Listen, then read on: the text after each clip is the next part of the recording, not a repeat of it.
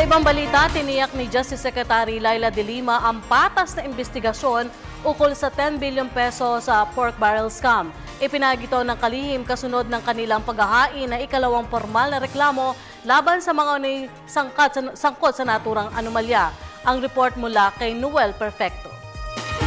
Bago ihain ang pangalawang kasong Priority Development Assistance Fund scam sa Ombudsman, tiniyak muna ng kalihim ng hustisya sa mga mamamahayag na hindi lalabis ang kanilang appreciation sa mga kasong inihanda ng NBI sang-ayon sa reklamo ni abogado ng whistleblowers Attorney Levito Baligod.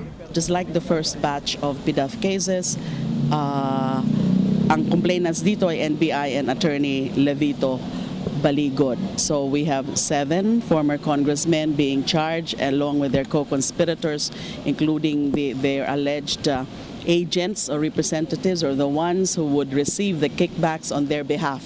Dalawang umaktong ahente ng mga mambabatas ay nadawit rin sa kaso. Isa rito, Congresswoman ng Pampanga na si Zenaida Ducot, nakasalukuyang chair ng Energy Regulatory Commission, at si Celia Quasay, ahente ni Congressman Valencia. Ayon kay De Lima, tatlong mga pinuno ng mga ahensya ng NABCOR at TRC ay kinasuhan rin ng malversation, bribery, and graft and corrupt practices.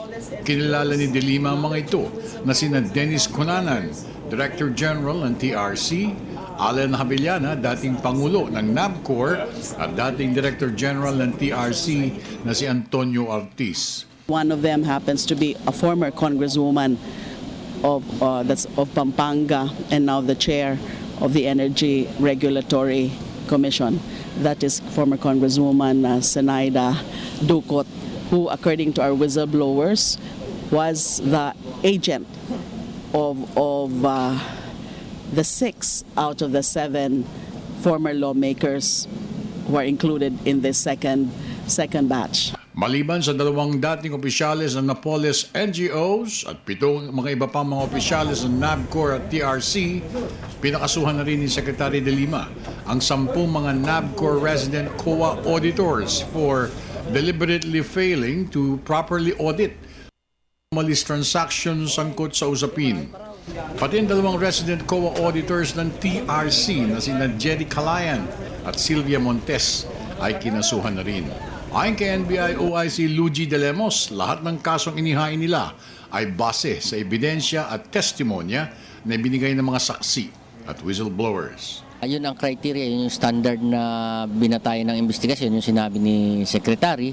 Kaya humaba kasi pinakuha pa yung dokumento kahapon sa COA. Hindi ko lang, Director, ito'y lahat base sa ebidensya, testimonya at iba pa mga paraphernalia na makatutulong po sa investigasyon.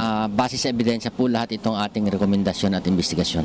At dahil sa tiwala ng mga saksi sa ipinamalas ng pamahalaan na kampanya kontra mga scammers, kasama ng tiwaling mambabatas, sinabi ni Attorney Levito Baligod na magkakaroon pa ng hanggang 5 paghain ng mga PDAF scam cases sa marami pang mambabatas at mga kakutsaba nito sa gobyerno sa darating na mga araw. Maganda po ito para sa lahat.